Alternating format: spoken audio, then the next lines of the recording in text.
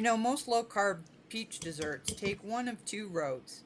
They either swap the peach out for a vegetable like zucchini or pumpkin, or they shrink the portion down until it barely counts as dessert. We're not here to compromise. Neither one actually solves the problem. The problem is that a peach, on its own, carries more natural sugar than a low-carb dessert usually allows. And there's a way to keep the peach whole, full portion, real fruit, and still bring that sugar down. It comes down to what happened to the peaches before they ever got near the oven. Here's the part most recipes on the internet skip. These peaches were fermented before baking, and that's not a flavor choice. It was a sugar reduction choice. Lactic acid bacteria in the ferment actually consumes some of the peach's own natural sugar before it ever reaches the bowl. And here's something I wasn't planning to bring up, but it's worth it. This liquid that was left over never went in the oven. Unlike the crumble itself, it still has live culture in it, which means real probiotic benefit. I like a splash in sparkling water or in my daily electrolyte drink with lemon, salt, and a little apple cider vinegar. The baked filling is a different story. Once this goes in the oven, that live culture doesn't survive the heat. What does survive is the sugar reduction. And that's the claim I can actually stand behind here, using the healthy skillet standard. Not a probiotic claim, a carb reduction claim. So, no, this isn't a zucchini in disguise.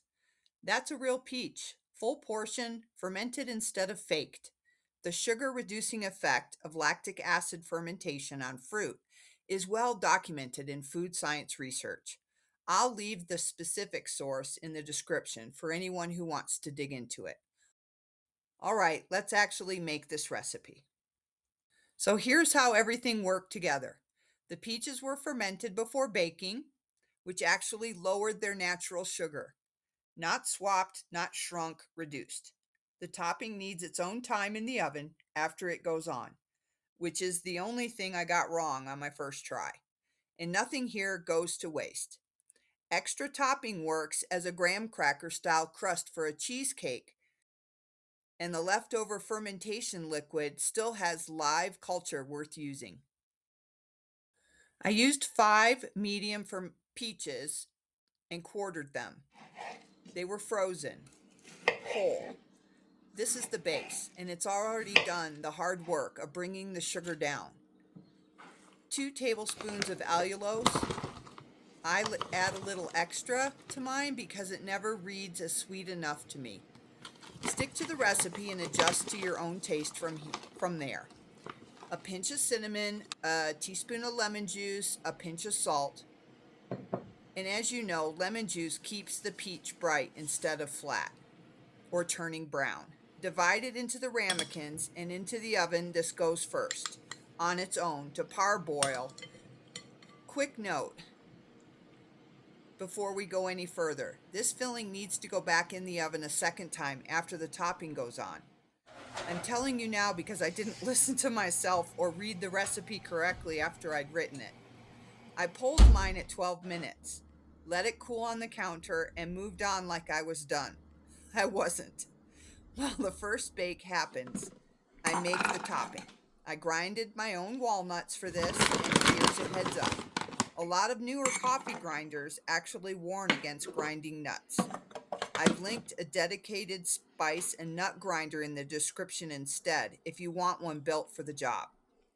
Add 2 tablespoons of butter, and again, if your topping seems dry, you can add more. You brown it until it smells nutty. And here I used a ceramic pan because it heats up so fast to brown the butter. It's one of the perfect tools I've found to make that result. I then added a half a cup of almond flour, half a cup of the ground walnuts, and then toasted right in that brown butter. Boy, did it have a wonderful smell and aroma. I wish we had smell-o-vision. I took it off the heat, added 2 tablespoons of allulose. Again, taste it. See if you need it sweeter or if the 2 tablespoons fits your palate. I added a pinch of cinnamon and a pinch of salt. I spread it out to cool so it crisped up before it went anywhere near the ramekins. I actually chose also to pop it in the fridge. Once that first bake is done, the topping goes on and back into the oven, and it's until the topping is golden and set. The full recipe's down below in the description if you want to make this yourself. And if you're into recipes that actually hold up to scrutiny like this, not just trend chasing, that's what this channel is for. Subscribe if you want to see more of it. Also, give us your ideas in the comments on what you'd like to see next. So if you clicked on this because of that title, here's where it lands. These are real peaches, not a vegetable standing in for one. And I fermented them myself to bring the sugar down naturally without shrinking the portion. And yes, I almost ruined it. You saw exactly how and exactly what I'd do differently the next time. That's the whole video. No substitutes, mistakes included. Thanks for watching. We'll see you in the kitchen.